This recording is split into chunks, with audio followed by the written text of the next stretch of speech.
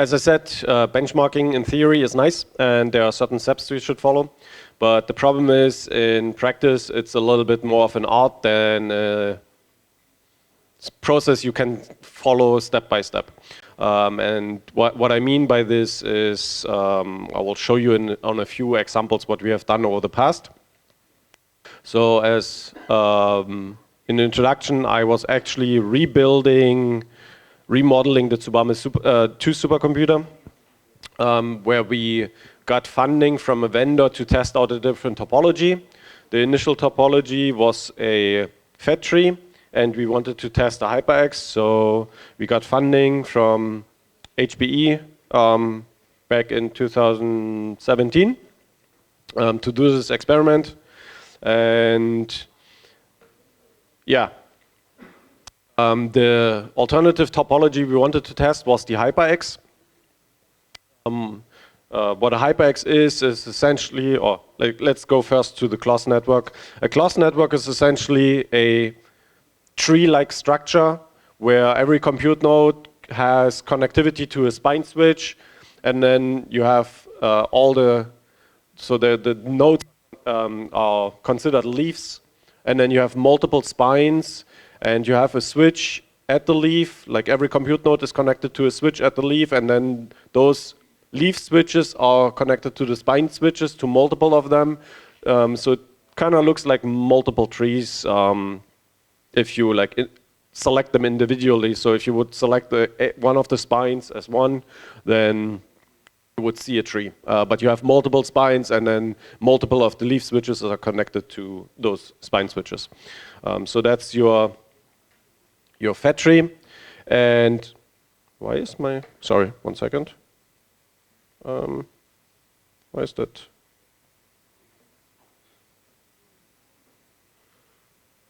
Okay. My brightness went down. That's weird. Okay, full screen again. And the alternative topology was the HyperX. And the HyperX is structured similar to a mesh or torus network. So you have a lattice XY, you can even go beyond XY coordinates like XYZ.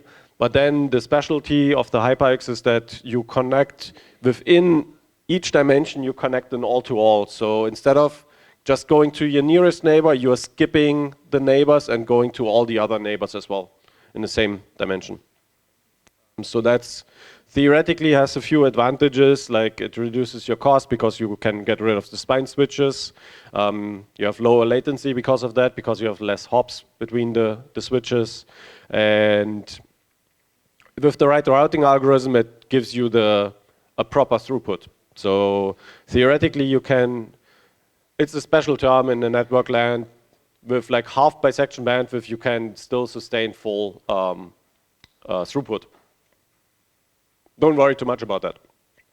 But in theory, for this one, you need adaptive routing. For the fat tree, you don't necessarily need adaptive routing, but you can do the fat tree also with adaptive routing.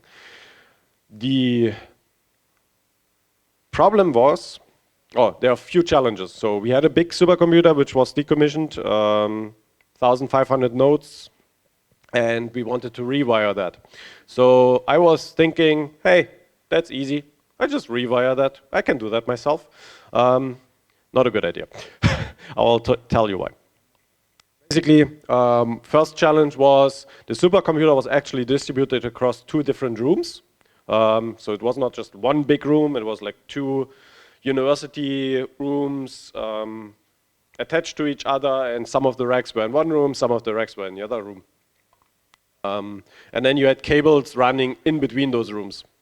So we had to figure out how to fit the HyperX connectivity into those rooms. Challenge number 1. We wanted to build this like 12 by 10 HyperX, but then the spaghetti monster hit us. That was essentially thousands of optic fiber cables under the ground, which we had to extract out of the ground, check that they are still working, and then put back into the ground. No, not really into the ground. Yeah, we'd put them back into the ground.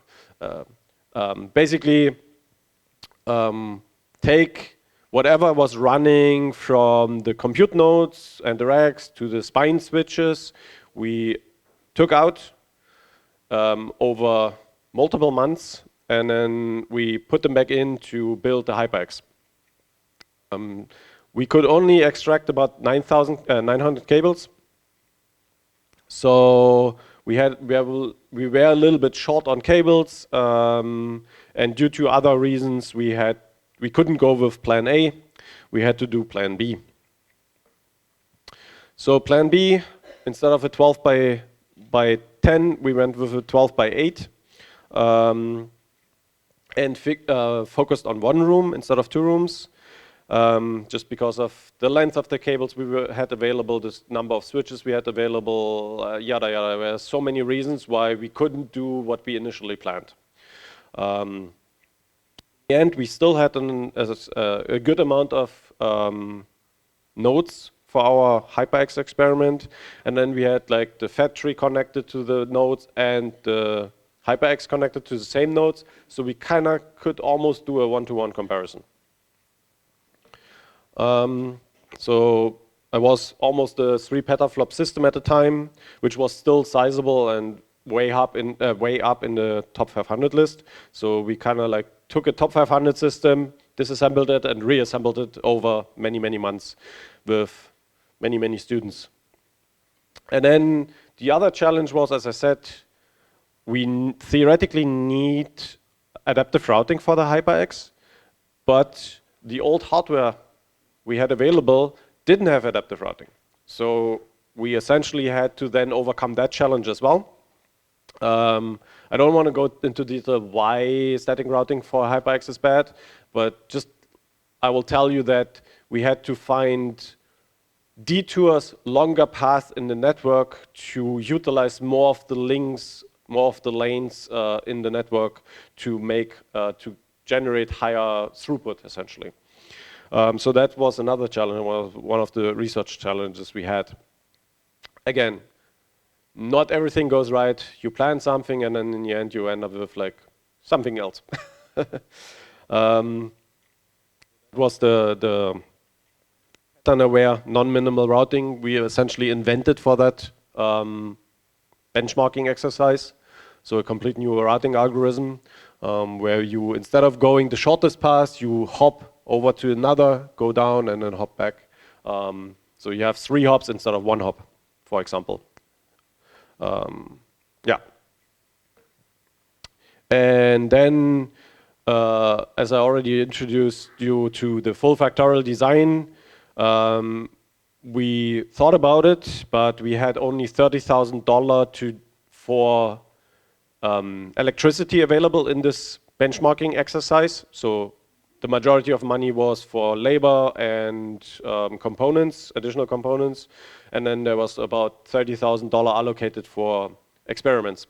We had a certain set of things we wanted to test, and then I calculated like how much time do I need for this, how much time do I need for this, how many configuration, and I was like, I can only benchmark for like 2 weeks, but my configuration would need 4 weeks, so I had to downscale. In the end, what we ended up is with 2 topologies, 3 different placement strategies. So linear placement is how you allocate the nodes for your job. If you have like let's say you have 1,000 nodes and you want to run something of like 500 nodes, then you can say, okay, I want to do all of the nodes on the left side of the system, and that's a linear placement. Then you have like clustered placement, which is kind of like a more realistic way where you have gaps in between, but there's still like chunks which are clustered together. And then you can do random, where you just select random nodes. Typically, you can't really do that in practice unless you have exclusive access to the system.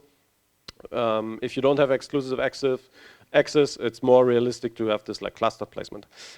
For routing, we also wanted to check different routing. So one was the original for the fat tree. Then my invention, the SSSP or DFSSP, which I developed during my master and PhD thesis. And then the new development specifically designed for the HyperX, the Parks routing. So FFT only works on fat tree. DFSSP works on fat tree and HyperX, and Parks only works on HyperX. We had a few like sub configurations which were available. Yeah. And then we ran a bunch of different benchmarks of all sorts on the system. And then we were essentially checking what's the runtime of those at different scales. So those are the number of nodes we have. This is a specific benchmark. And then what's the performance looks like? Do we have outliers to the, which basically goes to the bottom or not? So those are the different configurations. And then you see our baseline is essentially on the far left, and then everything which is green on the top, the configuration we tested is better than the baseline. Everything which is red, it's worse, and everything which is black is like in a I think I set like a 5% threshold. So whenever it's like very close to the baseline, then I just say it's dark red, the dark black. Yeah.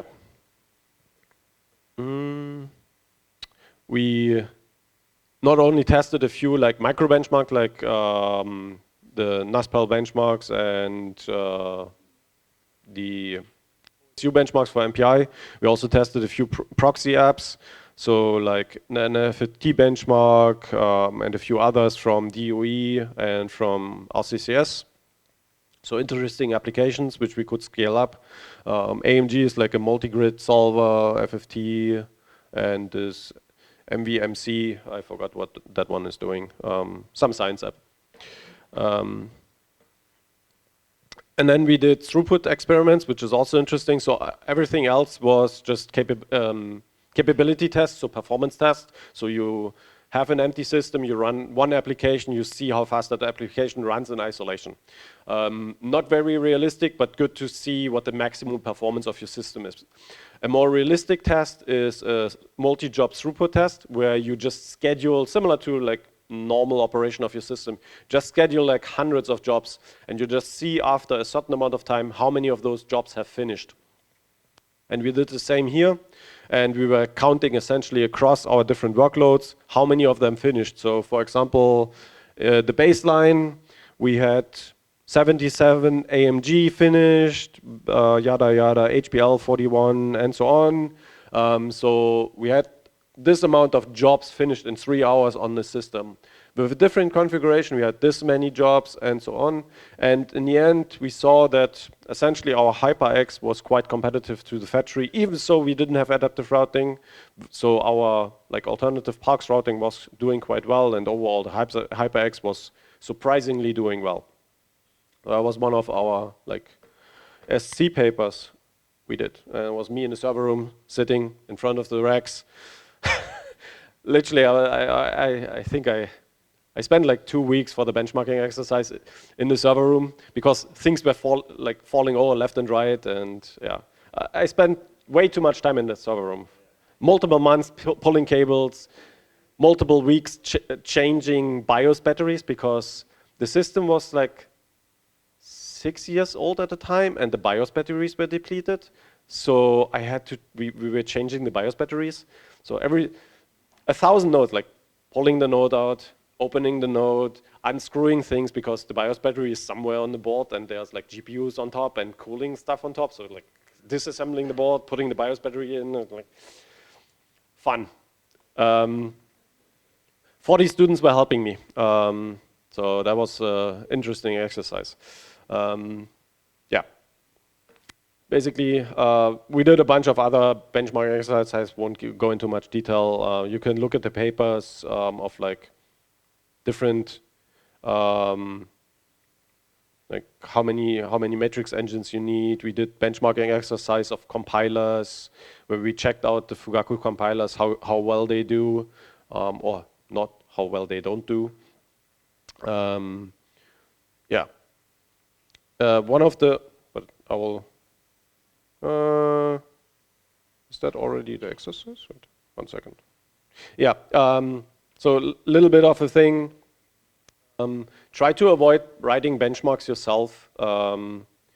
it's a tedious thing, and you can easily make mistakes. Which, for example, if you see this code,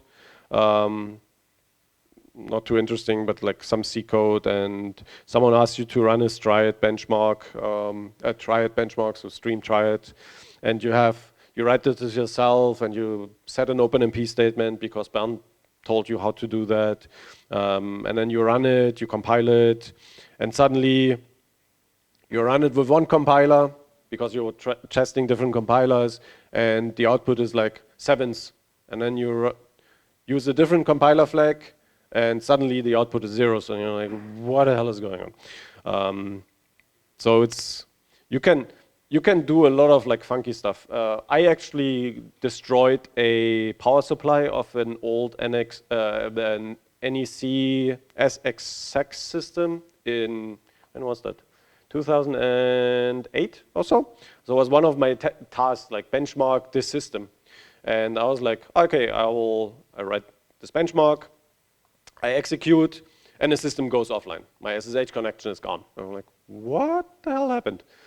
Administrator sends a message, yeah, system rebooted, something was weird. Okay, so I was like, yeah, it was not my fault.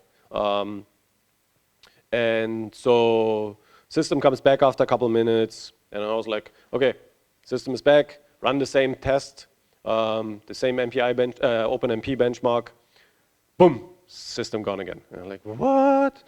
Maybe it's me, maybe it's not the system. So I looked at the code, well, it seems all fine, all good. And I debug the code a little bit based on my local system. Everything seems okay. System comes back. Administrator already a little bit more angry. Like, we brought the system back. And then me again, like, let's execute. Seems okay. Execute, system gone. And then the administrator is like, sorry, the system will be offline for the next 2 weeks because we have to order a new power supply from Japan. This is the first time I heard about Japan. And they literally had to like fly in a new power supply from Germany because every time I executed this OpenMP's little program, benchmark program, I crashed the system, and the crash was so hard that at some point the power supply just blew up. And it was essentially something like a slightly misconfigured statement in the OpenMP thing. So it was like a difference between private and first private, where some of the OpenMP threads were overrunning the allocated memory space, and then this caused essentially a segmentation fault, and the segmentation fault was destroying the entire operating system, and then with the operating system down, the entire node the entire SX6 went down. So there was a very, very small few character fault on my side, but it caused a very big issue. There are tools. Bernd already introduced a few debuggers. So if you really have to write your own benchmarks, there are tools to help you to debug that stuff. VIA HPS has a bunch of tools like Scorpy, and so they have Must, for example, if you do MPI correctness checking. So you can go through those slides. We have already benchmarking frameworks. One of those are the octopodes we come up with, actually with Jeff Vetter. He's also part of this paper. You can look into this. And then we also designed a new, that's a paper on benchmarking, and we designed a new benchmark framework with Lawrence Livermore and a few others, which basically helps you benchmarking. So there are predefined benchmarks in it, there are run scripts in it. You just have to like set your own system definition, and then it becomes a little bit more automated and easier to do. So try to avoid doing everything from scratch, because the community over the last decades has assembled various test sets, has debugged them, has curated them, make sure that the inputs are appropriate, has documented them, and has written scripts around them to then easily execute them on various systems. So one thing is Benchpark, another thing is, what was the thing? You're using Jupe, right? What is, Bernd? Bernd, you are using Jupe in Jülich, right? Yeah, so benchmark is one thing from us and Lawrence Livermore and a few others, and then you have the Europeans which use Jupe in Jülich and a few other centers, and then I think CA in France also has a different benchmark framework. But yeah, so unless you really have to, don't develop your own, use existing benchmarks. You can look at those papers. So yeah, in a little bit of a summary, what can happen with those benchmarking, scientific benchmarking. Benchmarking is essentially an art. Things will go wrong. Always have plan Bs available, or Cs or Ds, depending on how complex your benchmarking exercise is. Try to avoid having biases. So what's a typical bias?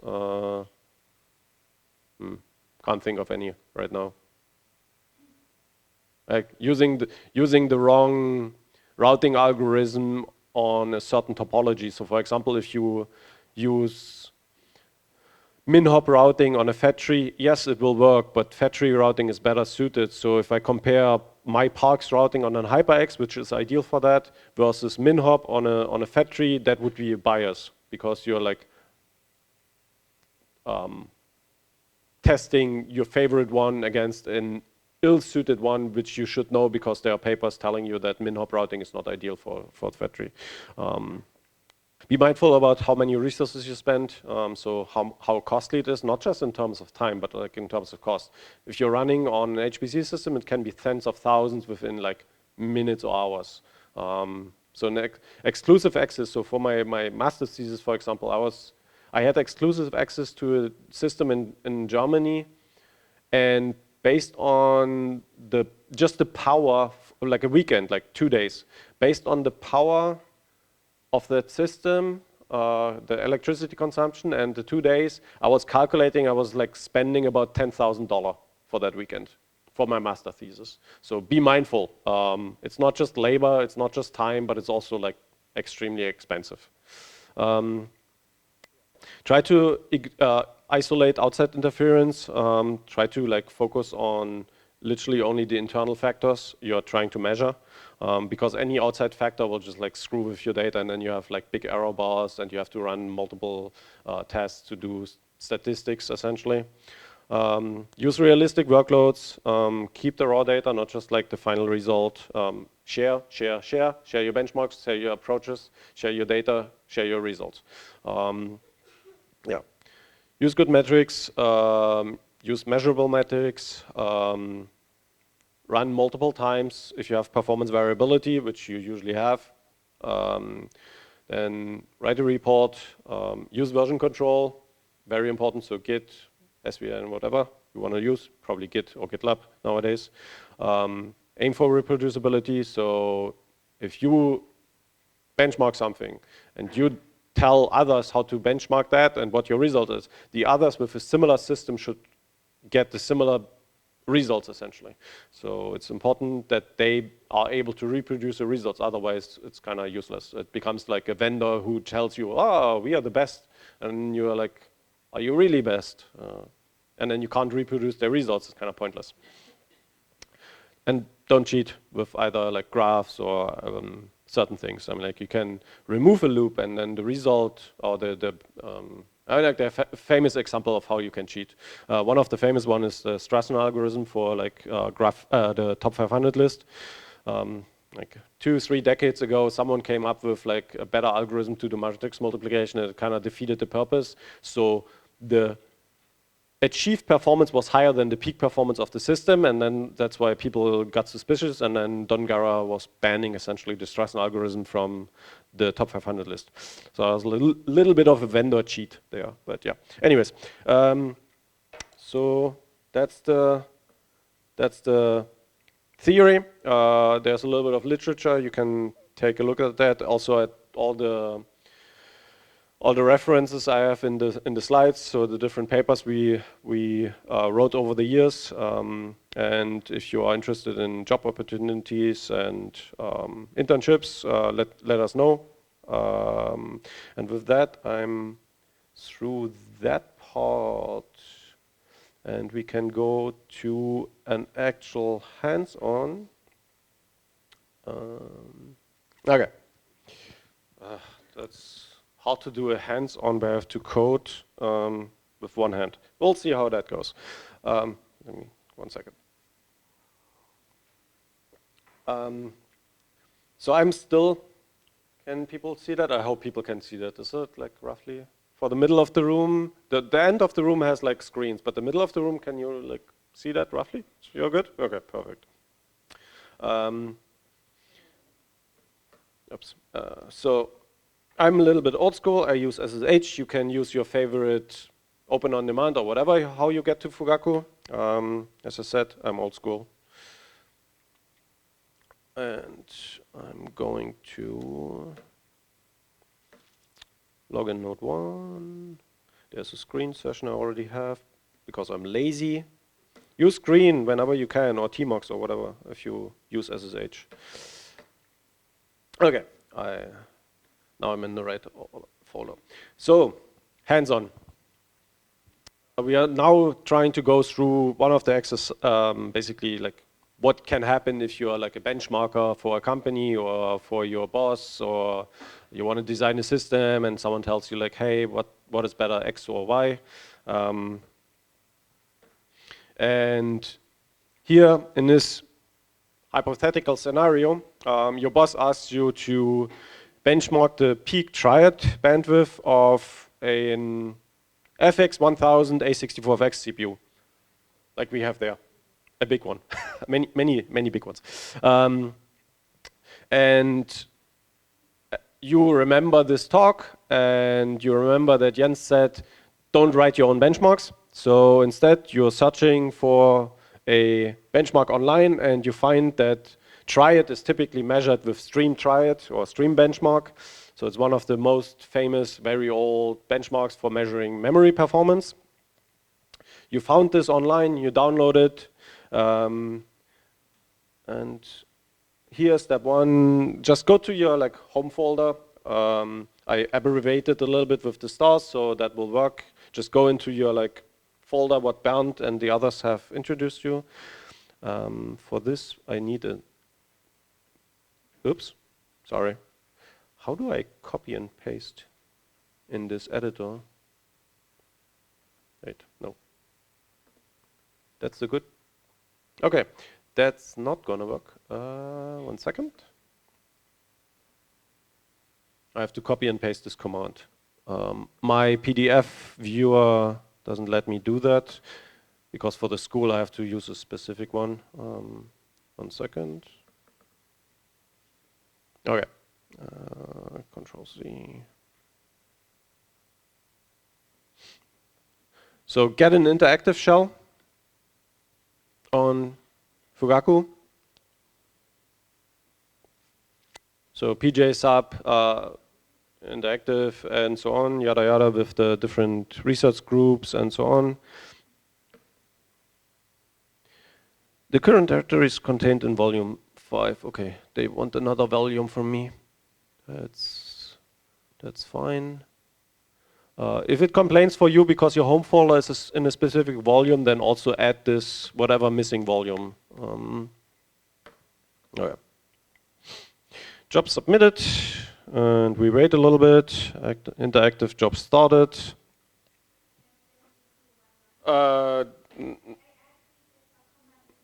It depends on your PDF viewer how you copy. I mean, like for me, it should be 1 line. It's not like 3 lines. It's just, I mean, like if you copy the entire thing, it should be 1 line.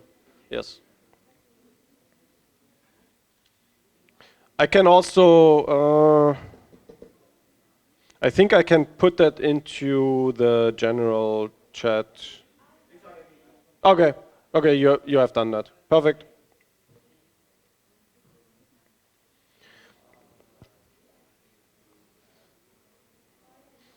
Can I get a few hands? Who has a job submitted? Looks slowly better. Okay, okay. Then once you have the job submitted, you can copy the exercise folder from the materials path. So it's volume 300, data, HP, blah, blah, blah, materials, AI and HPC, and then SB for scientific benchmarking. you just copy the entire folder. So copy that command, copy and paste. So you should have now an SB folder in your local directory. There are also the PDFs in it if you are interested in that. So go into your SB folder. There should be 2 PDFs and 6 other files. There's a make file, there's a Fugaku data file, a MySecondC roofline, a streamf, and a sweep. So let's take a look at the Fortran file. So yeah, basically when you look at the file, that's what you will see. Some header information, something else, a program. So that's how old Fortran 77 looks like. A little bit ancient, but it's very much still used in the science community. Most of the domain scientists, not the DOE ones, but the rest of the world, there's still a lot of Fortran out there, which hasn't migrated over.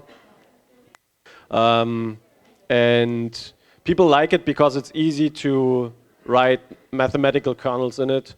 Even some of the AI frameworks are still using Fortran underneath. So if you're using Python with NumPy underneath is mostly Fortran and C kernels.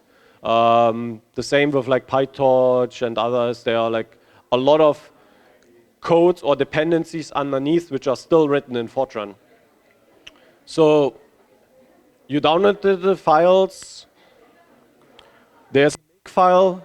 How you typically compile is just do a make minus b, which is the b basically just means like rebuild all the files. And then you will see GCC compilation, Fortran compilation, and then linking step. And you should have a new file or multiple new files. So you have the MySecondO, streamo, and stream is essentially the application which is your benchmark. Who already ran the benchmark? Hands? Who executed the stream? Okay, 1, 2. Okay, I'll give you a little bit more time to execute the benchmark. Okay. While you're still doing it, so we can take a look at the output.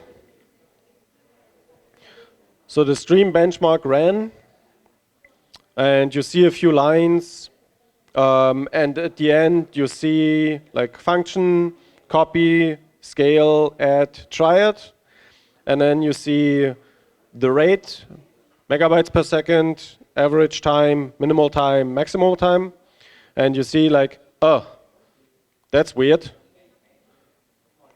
You have infinity.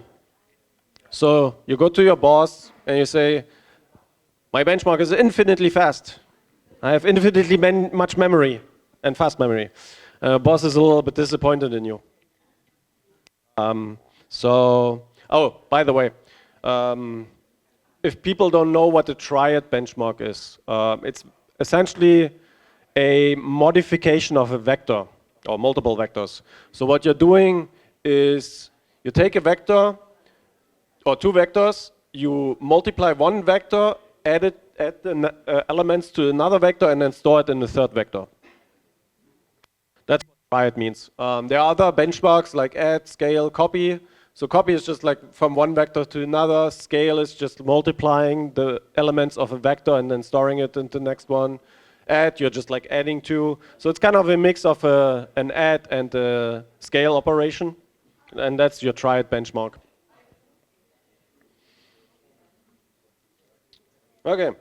So now you have to figure out what's going on, because your boss is unhappy with your infinite bandwidth because it doesn't meet the specification.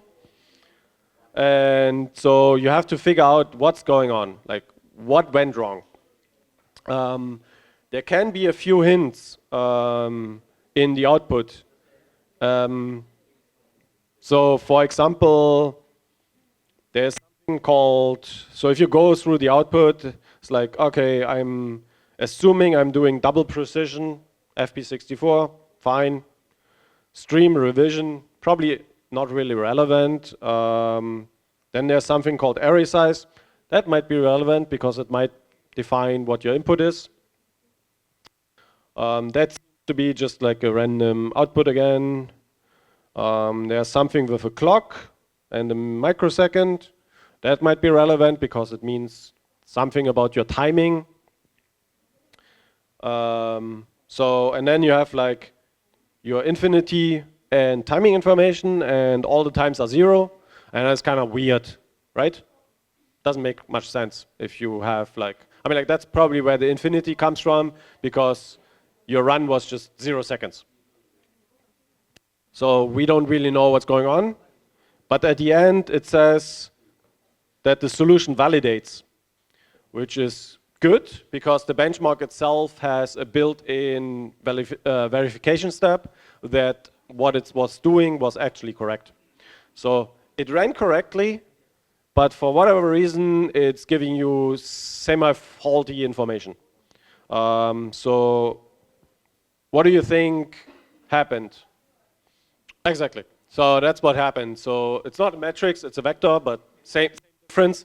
The vector is essentially so small that your operation takes a few nanoseconds on a modern chip, and that's why your timing with a microsecond granularity, you measure the time, you run the vector, try it, and then you measure time again. It is well below your like microseconds because it only takes a few nanoseconds. So you're like taking one time minus the other time and it comes 0, and then you have 0 seconds, and that's why you have an infinite rate. Okay, so let's fix that.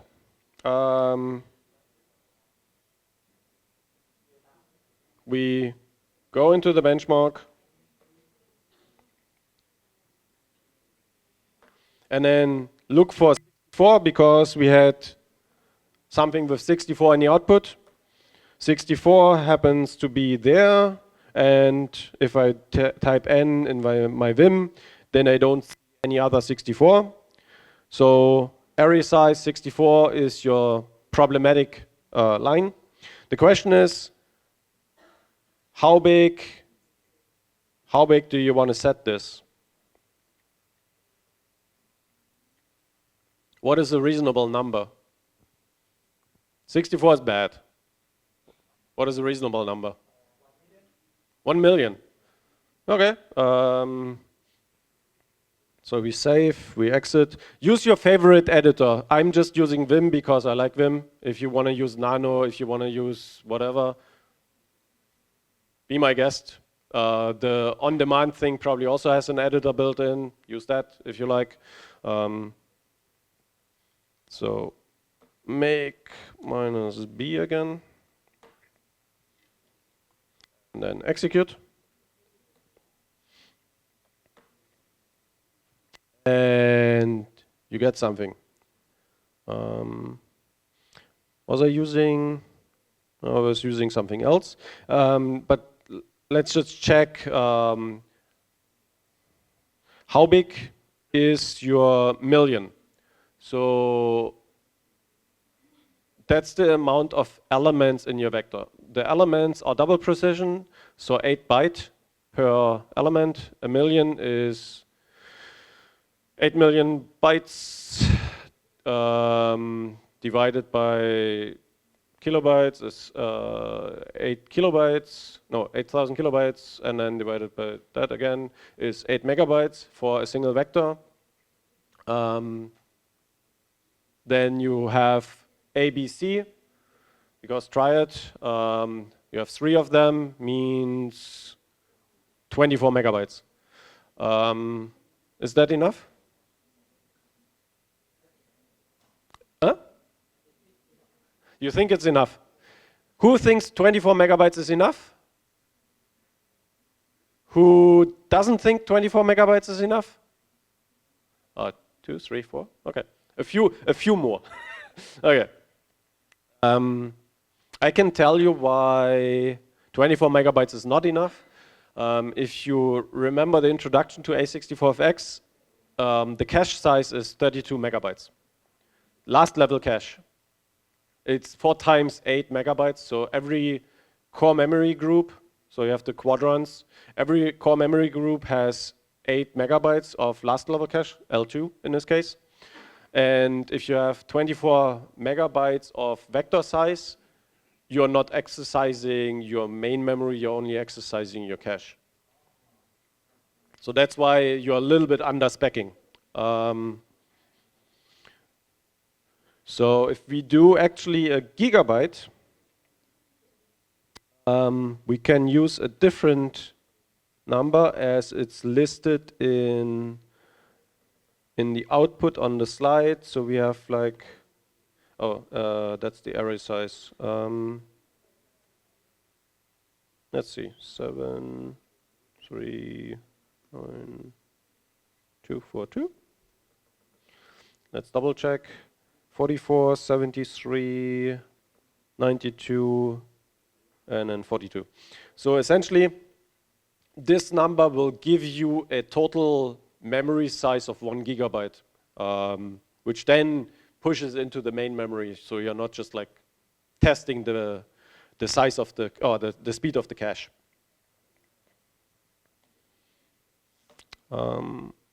Recompile again. Execute, and you should see something like that. Now you're getting numbers, which is quite cool. So you have like 15,000 megabytes a second on a copy, 18,000 megabytes on a triad. The solution still validates. All the timings have non-zero values, which is good. You double check, array size is listed here. All seems good.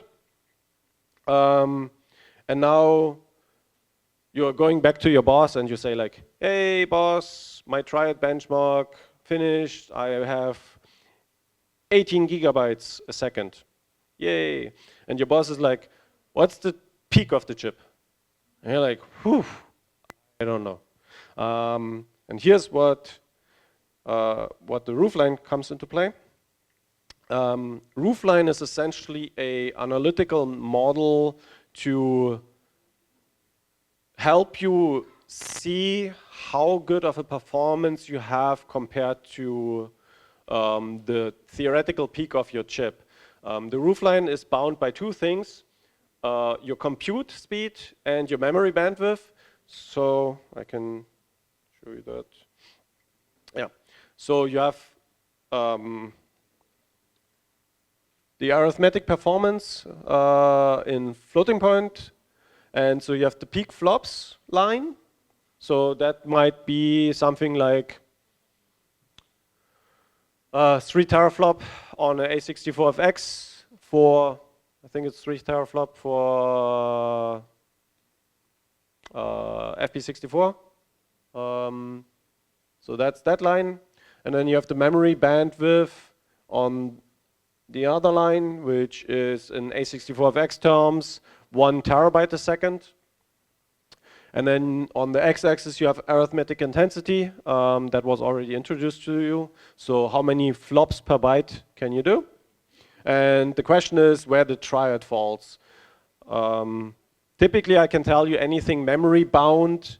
So there's this like, how do you say it, like knick? What's the, I don't know. That thing where the 2 intersect. My English is like failing me today. And basically everything of the left side is memory bound and everything to the right is compute bound. Something like a triad is typically memory bound, so you will be somewhere in this range around here. So I have uploaded you a few files, the roofline and the Fugaku data. Okay. I think. So you can easily copy them from Slack. Or I think Regina uploaded them somewhere to WhatsApp or something like that. I'll just download them from Slack now.